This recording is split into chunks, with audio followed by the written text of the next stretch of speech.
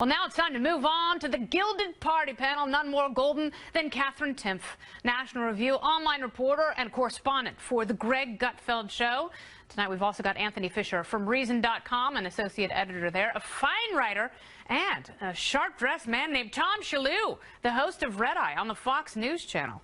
All right, for all the folks out there who don't like that Donald Trump, and Michael Moore stands with you. He was one of the few people who actually predicted a Trump victory.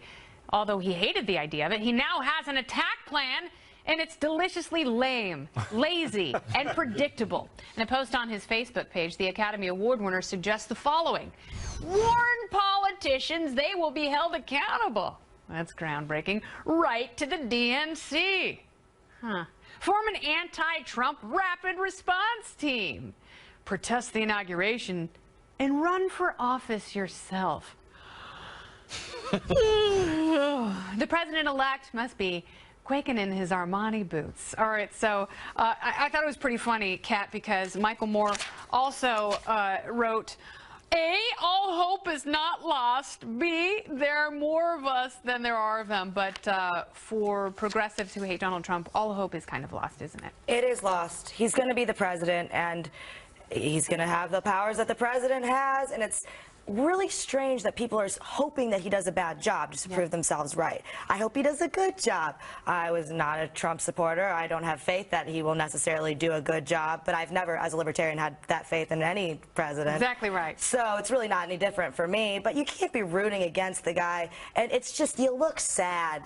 Yeah. You look sad. It's like, you know, if you like someone and then but they get married, you're like, well, there's always divorce. And it's like, no, but that might be true, but it's time to move on with your life. It is time to, but what lazy talking points? You know, this was a group of people who first had faith in Jill Stein's recount, and then they relied on the Hamilton electors. Yes. And now they've got someone telling them to form their own rapid response teams. What does that mean? Rapid response teams have always been tremendously effective political tools in this country. Don't you remember? I mean, and it's, listen, just there's something to be said for the fact that because Bernie Sanders' likability rating was so much higher than Hillary Clinton's, he might have beaten Trump.